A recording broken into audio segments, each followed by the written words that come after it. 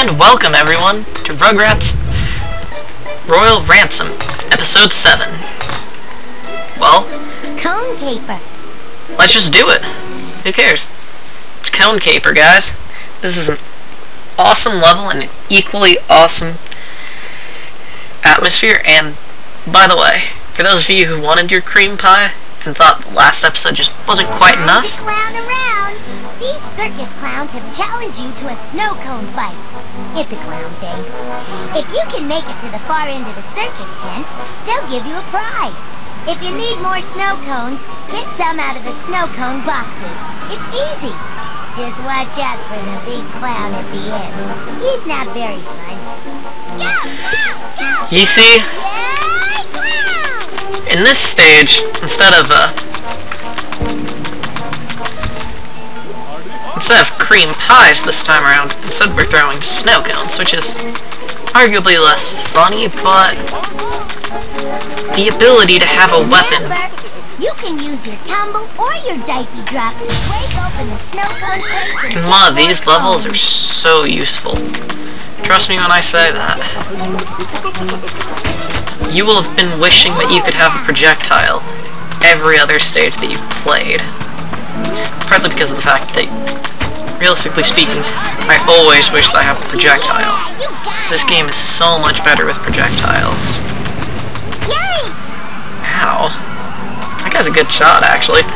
Right on the money. Hitting me while I wasn't even paying attention. I have to say, that one is a smart little clown. So yeah. If you can't tell, partly why I love this atmosphere too, it's so, well, crazy.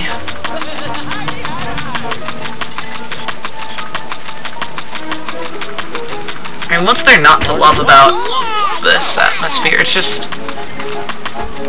essentially, hey, we made something absolutely insane.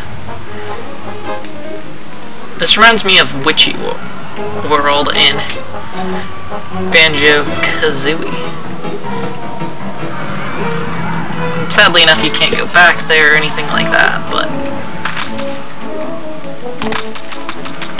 still, this level is great fun. No, to me, the circus aesthetic has always been a personal favorite of mine, even if I haven't been to a circus ever, as far as I'm aware. See, for the most part, my family were strict theme parkers, namely Disneyland, to name the one that we visited the most, but then again, we got in for free thanks to my dad having been having worked at the sheriff's office during my early days. This was back during the big time when California had its super big fires, and they kept on always saying, oh yeah, you know, Disney did some really cool stuff with giving out free tickets for people who worked on, you know, either fire or police during those few years because of the massive amount of fires and just, generally speaking, a lot of devastation during the early 2000s. If you haven't ever heard of that particular time, it's really cool, and I wish Disney would bring it back. My dad doesn't work there anymore, so it wouldn't help us, but, you know, it used to be just free tickets for police and their police and fire and their families. Didn't cost Disney anything. I mean, it doesn't really cost them much to give out free tickets to people.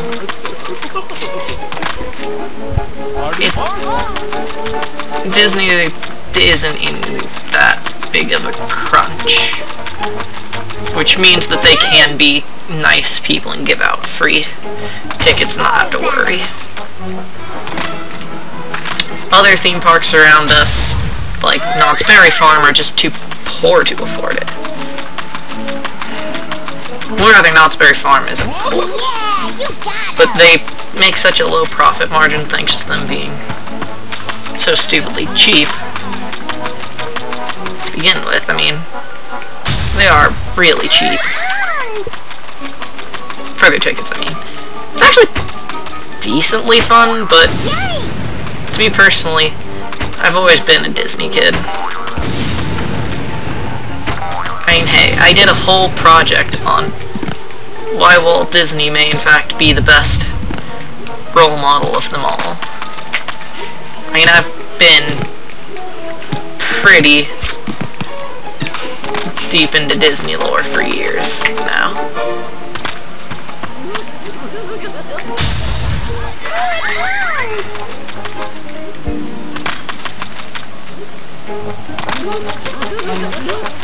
You might think Disney as a company is infallible. No. That'd be silly. There's no company that's perfect, it's just... And you know, even Walt Disney has his faults. But he's better than a lot of the others out there. You know, one of Disney's big things was he always wanted people to be able to do. You know, he always wanted to be able to give everybody the same enjoyment. You know, poor, rich, fat, skinny, say not. He is actually, little known fact, Walt was actually, well, was a huge supporter of dozens of different charities designed to help out kids who had disabilities. I mean, you know, for the most part, people tend to not talk about the good side of corporate people because, you know, they're corporate.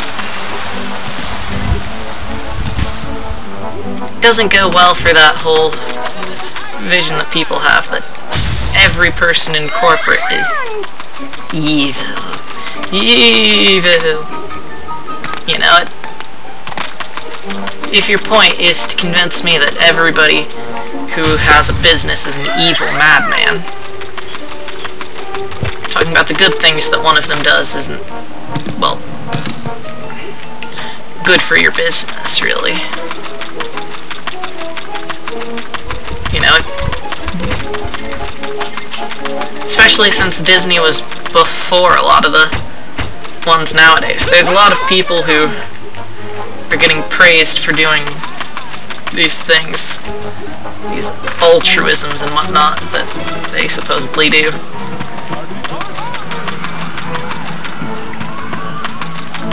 But you won't really hear too many older people getting talks like that. But yeah, you know, mostly just because of the fact they had no influence on the... But, you know, however, enough about Disney.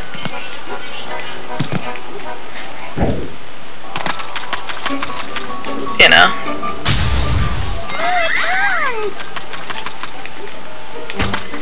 Disney is pretty cool.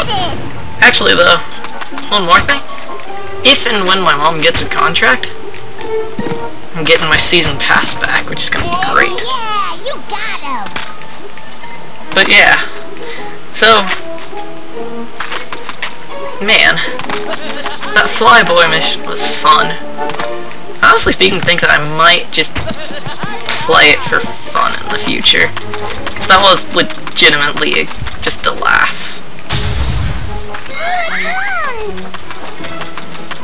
Ooh, hey, maybe this is where... Yeah, I love all of these areas with, like, tons of stuff in it, because that means all the more. See, every time I find a little side area in these levels, I'm really excited, because that means more things like small batteries and money. Ah, but this music is fun, isn't it? I don't know, to me this has always been a fun level. Yeah, you got him. So I know that a lot of people are afraid of clowns, but tell me down below, are any of you guys colorophobia? Just fear of clowns? I've never really been afraid of clowns myself, so... Nice throw! You know, it's hard for me to say for sure. Like, what the people are actually afraid of when they are colorphobic.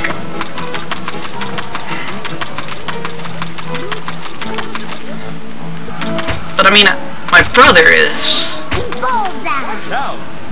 He doesn't like clowns. I mean, he's not necessarily as much afraid of them as he is just against clowns.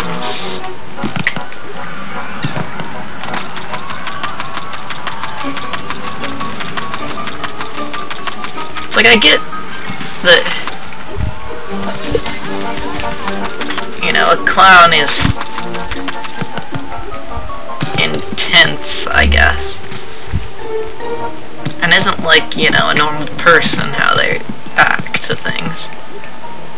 So maybe that's it, but I can never figure it out, really. Also, squirrels. Yeah, I kid you not. There's little sections, just squirrels. And also, there we go. A whole bunch of cash right there that I almost missed. Yeah, so it looks like this will just be the entire episode, is just this level, maybe. When you guys are seeing this, I will be back in school already. Or actually, no, I'll be off at camp.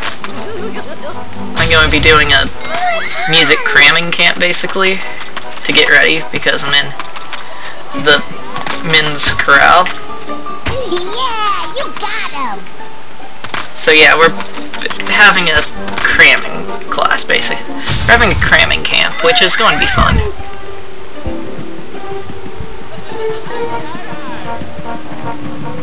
Also, this part always freaked me out a little bit, I will admit. The idea of going inside of the clown's den, if you will. It always sort of freaked me out, that idea. But I'm inside of the clown now. But, yeah. Whoa. I'm actually not. Maybe I should go ask Magic Helper Ball.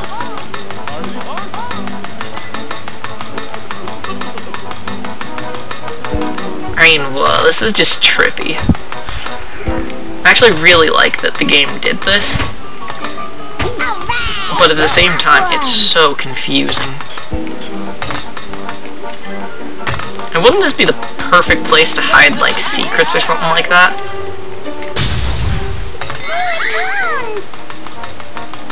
You know, hide, like, a secret stash of money or something like that elsewhere. Hey, there's that ball again.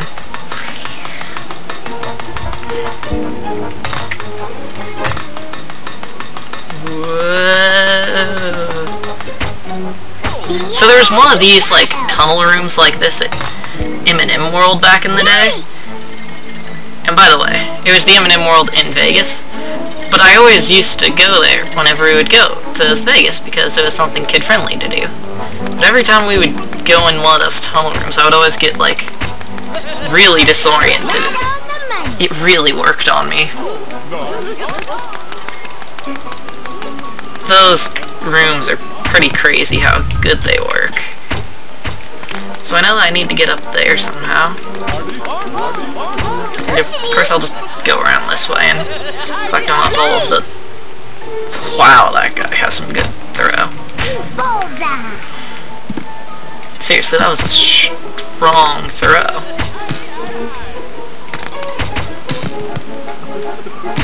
He practically threw me all the way across the game world. I actually can't remember where exactly I'm supposed to be heading to, so... You splat me, now I splat you!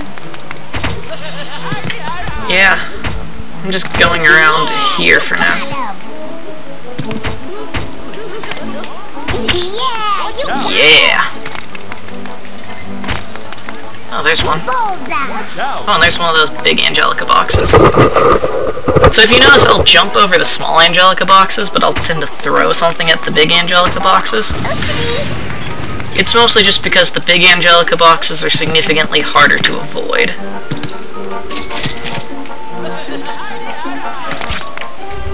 See, this is what I was saying, like, you know, just little side areas off to the side, you know?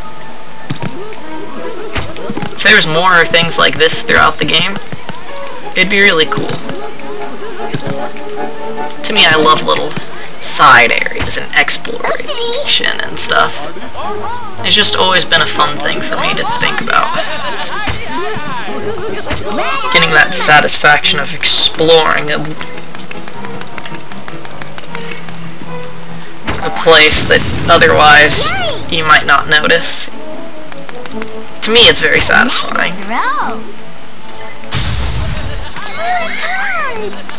Hence why I really do tend to like open world games, but I do think that open world games oftentimes don't do it well is the problem. I mean, I like the concept in general, I like the concept. In execution, most of the time, I tend to think that they definitely could have been improved.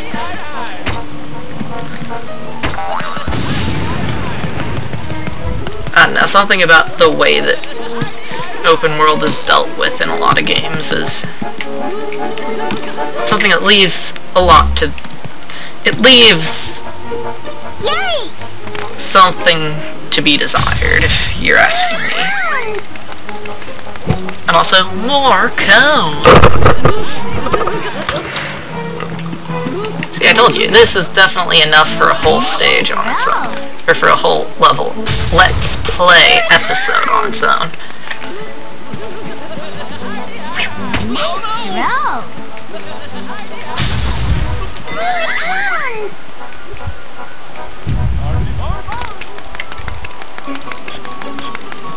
Now to head on backwards and try to find out where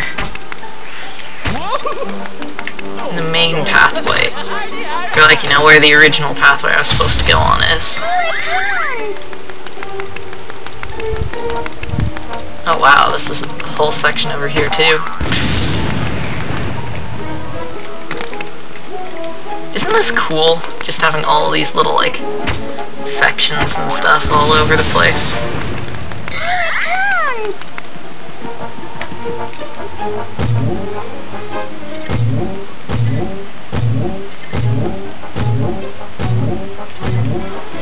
So now I have 2 men again.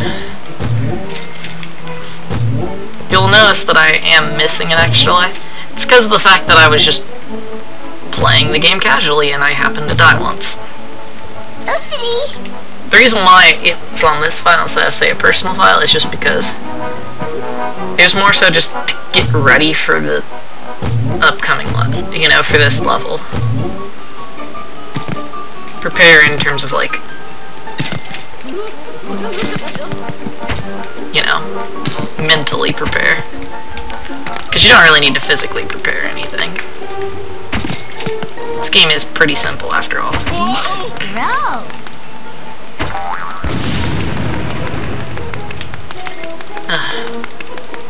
Oh, there's the magic helper ball.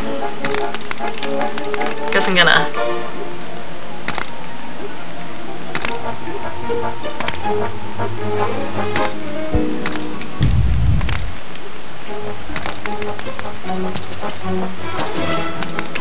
just follow the magic helper ball all the way through now. Make sure I didn't miss anything. I like that. It specifically tells you where to jump, even. However, ironically enough, I found out what that is. Like, why that looks a little bit janky. It's because of the fact they literally recorded a player doing it, hence why the pathing isn't always perfect. They just recorded one of their own workers playing it while they were testing things in order to add in the magic helper ball. Because they figured that the concept of the magic helper ball would be used. Also, that's where the final boss is, I'm pretty sure. By final boss, I mean of this level. If this level is large enough to need its own boss.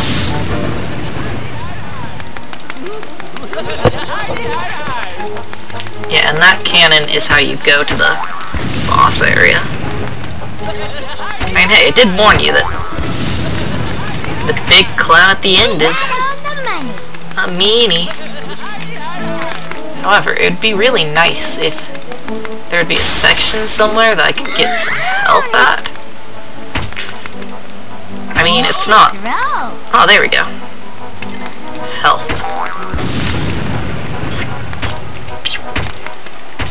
Yeah, you got him! Yeah, as I said, it wasn't necessary or even really particularly needed or anything like that. It's just nice they offered it. Alright, you got one! Ooh, if I can get in here and fly this, that'd be awesome. Nope, it's just a little Easter egg. But wouldn't that have been cool? Getting the option to fly it into battle, instead of doing the regular level, instead fly that. First, get ready for round 1. Okay, that's nice enough that they're giving me health. Right on the money.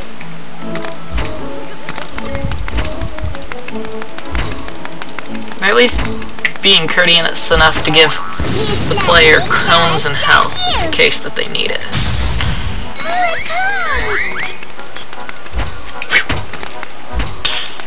Yeah, you got him.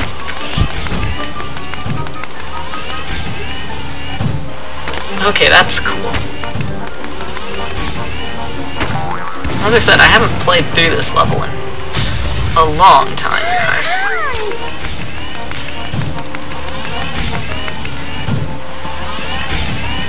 Like what? Yes. Now get ready for round 2. Essentially, round 2 is the same as round 1, only with what appears to be fire coming out of that thing's mouth. Good thing I'm not getting caught up in it. It's either fire, smoke, or something crazy like that. Okay, well.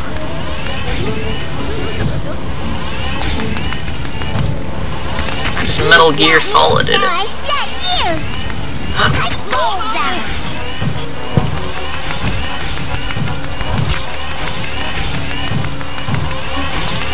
See, it should be able to be firing at me. I'm pretty sure if you can hear it, it's supposed to be firing out at me. But I don't think that the difficulty I'm on gives it the option to fire at me. Boy, I'm too close to it. That's useful, actually. I like how it's got, like, artillery and stuff, too. Like,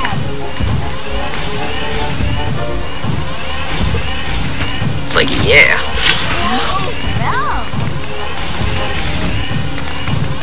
And finally, for the last hit, guys. Pow! Those clowns will never eat a snow cone again. Nice throw. Well, thank you all for watching. Another big battery. Oh, and only 4 more levels until I can face Angelica. Bringing me cookies? I clean in my room. Now, let's see if there's any... You've already... There's only $50 left in there. That's hilarious. Well, thank you all for watching. Next time we will be going up against...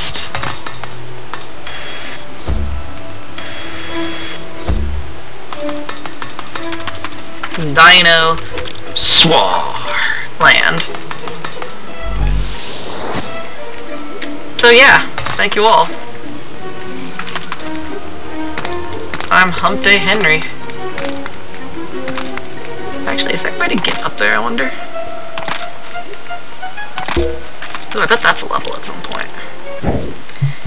Thank you all for watching. Are you Is sure Hump Day you Henry want to get rid of the game that's... signing. I'm saving your game.